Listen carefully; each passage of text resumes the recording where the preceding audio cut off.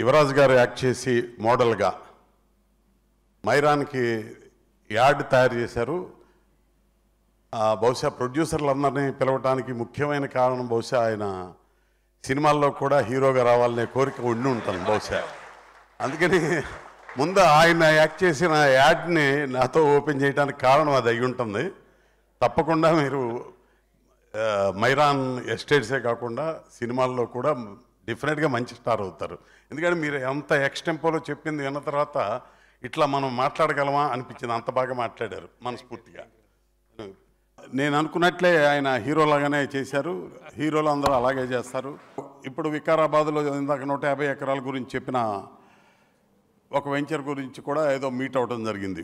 అక్కడ ఏం చేస్తే బాగుంటుంది, ఎట్లా చేస్తే బాగుంటుందని ఏదో నాకు తోచిన సలహాలు ఏవో చెప్పాను. డెఫినెట్గా అది చాలా గొప్ప వెంచరే అవుతుంది. చాలా పెద్ద వెంచరు, చాలా అందమైన వెంచరు. ఆయన చేయబోయే రిసార్ట్ కానీ ఫ్యామిలీ ఎంటర్టైన్మెంట్ ఏరియా కానీ చాలా బాగుంటుంది.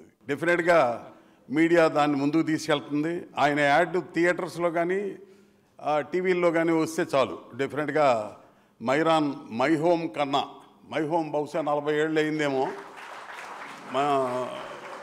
బహుశా రామేశ్వరరావు గారి కన్నా మా మిత్రుడు యువరాజు ఇంకా మై హోమ్ కన్నా చాలా పెద్దగా డెవలప్ అయ్యి ఎక్కువ మందికి స్థలాలు కానీ ఇళ్ళు కానీ వాళ్ళు నివసించడానికి కానీ ప్రతి మనిషికి, సాధారణమైన మనిషికి ఓ ప్లేస్ కావాలనుకుంటారు.